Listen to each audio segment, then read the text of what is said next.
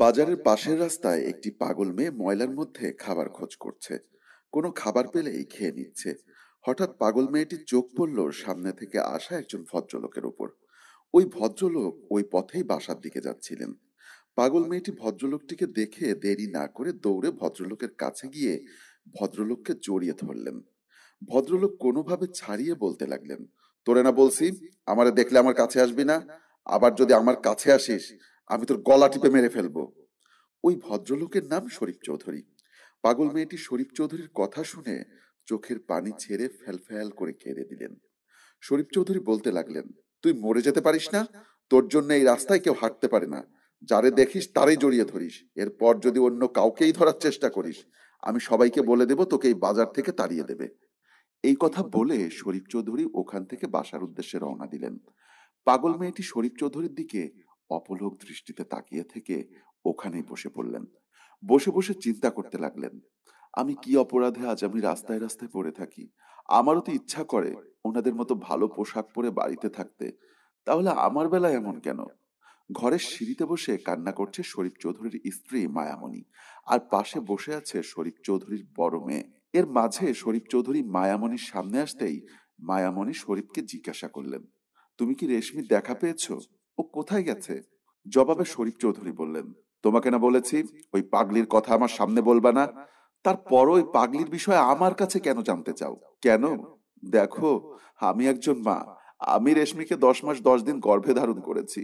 ও তো জন্মের আগে পাগল ছিল না। এই পৃথিবীতে আসার পরে হয়তো ও পাগল হয়েছে। পাগল হলে ও তো আমারই মেয়ে। তুমি যদি মা হতে অবশ্যই আমার পাগলি মেয়েটার দুঃখ বুঝতে পারতে। তোমাকে অনুরোধ করে বলছি, আমার পাগলি মেয়েটাকে আমার বুকে ফিরিয়ে দাও। আমি তোমাদের আগেও বলেছি এখনো বলছি, আমার এই সমাজে একটা স্ট্যাটাস আছে। ওই পাগলি মেয়ের কারণে আমি আমার স্ট্যাটাস নষ্ট করতে পারবো না। ওর কপাল ভালো আমি ওকে বাড়ি থেকে বের করে দিয়েছি, গলা টিপে মেরে ফেলিনি। তোমরা যদি ওই পাগলিটার কথা আবারও আমার সামনে উচ্চারণ করো, আমি ওই পাগলটাকে বাড়ি থেকে বের করে দিয়েছি। এরপর তোমাদের দুজনকে ওই বাড়ি থেকে বের করে দিব। এভাবেই স্ত্রী আর মেয়েকে ধমকিয়ে শরীফ চৌধুরী ঘরের মধ্যে চলে গেলেন। মায়ামণি বড় মেয়ের দিকে তাকিয়ে নিজের কান্না আর ধরে রাখতে পারলেন না।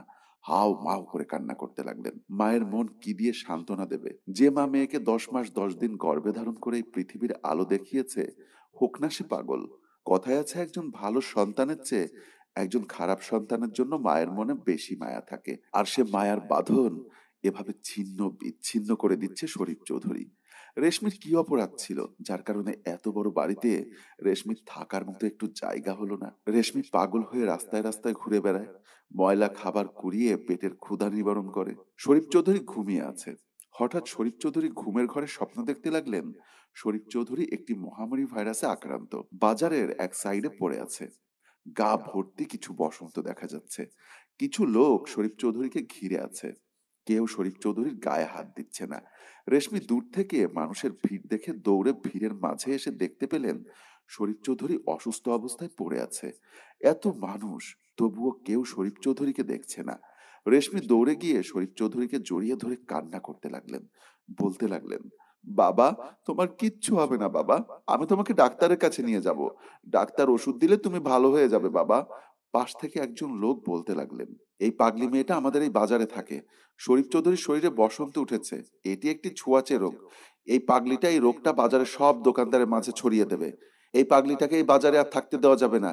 ওই লোকটির কথা শুনে রেশমি এসে ওই লোকটাকে ধাক্কা দিয়ে সরিয়ে দিয়ে আবারও বাবাকে জড়িয়ে ধরে কান্না করতে লাগলেন। এর মাঝে শরীফ চৌধুরী ঘুম থেকে লাফ দিয়ে উঠে বসলেন। শরীফ চৌধুরীর গা থরথর করে কাঁপতে লাগলো। সারা মুখ দিয়ে ঘাম বেয়ে পড়তে লাগলো। শরীফ চৌধুরীর এভাবে উঠে বসা দেখে মায়ামণি শরীফ চৌধুরীকে জিজ্ঞাসা করতে লাগলো, কি হয়েছে তোমার? তুমি এভাবে ঘামছো কেন? শরীফ চৌধুরী বলতে লাগলো, বউরে, আমি একটি খারাপ স্বপ্ন দেখেছি। আমি দেখেছি আমার মেয়ে রেশমি আমাকে বাবা বাবা বলে চিৎকার করে কান্না করছে। আমার শরীর ভাইরাসে আক্রান্ত হয়েছে। কেউ আমাকে ছুঁয়ে দেখছে না। অথচ আমার পাগল মেয়েটি মৃত্যুর ভয় না করে আমাকে জড়িয়ে ধরে কান্না করছে, আমাকে সান্ত্বনা দিচ্ছে, ডাক্তারের কাছে নিয়ে যাবে। অথচ আমি স্ট্যাটাসের ভয়ে, আমার মান সম্মানের ভয়ে যে পাগল মেয়েটিকে বাড়ি থেকে বের করে দিয়েছি, আর সেই পাগল মেয়েটি আমার জন্য এভাবে আর্তনাদ করছে। আমি যে ভুল করেছি আল্লাহ তাআলা আমাকে ক্ষমা করবে না। আমি সকাল হলেই আমার মেয়েটিকে আমি আমার বাড়িতে নিয়ে আসবো। আমি ওকে ভালো ডাক্তার দেখিয়ে ওকে ভালো করে তুলবো। একথা বলেই কান্নায় ভেঙে পড়লেন মায়ামণি। শরীফ চৌধুরীকে সান্ত্বনা দিতে লাগলেন। পরদিন সকালে পাগল মেয়েটি দোকানের এক কর্নারে বসে আছে। শরীর জ্বরে পুড়ে যাচ্ছে। কেউ রেশমিকে ডাক্তারের কাছে নিচ্ছে না। দু চোখ দিয়ে অঝরে পানি ঝরতে লাগলো। এর মাঝে শরীফ চৌধুরী রেশমির পাশে গিয়ে বসে চোখের পানি হাত দিয়ে মুছে দিল। রেশমি বাবার দিকে অসহায়ের মতো তাকিয়ে রইল। কোনো কথা বলছে না। শরীফ চৌধুরী রেশমিকে বলতে লাগলো, মামুনি, তুই তো আমাকে দেখলে বাবা বাবা বলে জড়িয়ে ধরতি। তবে আজ কেন অভিমান করে বসে আছিস? আমি তো তোকে বাড়িতে নিয়ে যাওয়ার জন্য এসেছি। তুই আমার সাথে বাড়িতে যাবি। বাবার কথা শুনে রেশমি অভিমান করে অন্যদিকে মুখ ঘুরিয়ে রাখল। শরীফ চৌধুরী মেয়ের অভিমান বুঝতে পেরে রেশমিকে বুকে জড়িয়ে ধরে কান্না করতে লাগলো। বলতে লাগলো, আমার আভিজাত্যের অহংকারের কারণে আজ আমার মেয়ে রাস্তায় রাস্তায় ঘুরে বেড়ায়। আমি আর তোকে এভাবে রাস্তায় রাস্তায় থাকতে দিব না। আমি তোকে এখন থেকে বাড়িতে নিয়ে ভালো ডাক্তার দেখাবো। তুই সুস্থ হয়ে যাবি মা। এভাবেই একজন অহংকারী বাবা আভিজাত্যের অহংকার ভুলে পাগল মেয়েটিকে আবারও বুকে জড়িয়ে নিলেন।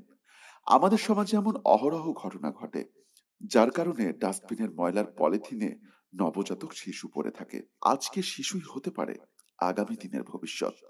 তাই তো পাগল হোক আর যাই হোক, আমরা শিশুদেরকে আপন করে নেব। অবশ্যই ভিডিওটা শেয়ার করে দিবেন, যাতে ভিডিওটা দেখে আমাদের সমাজে এমন ঘটনা আর না ঘটে।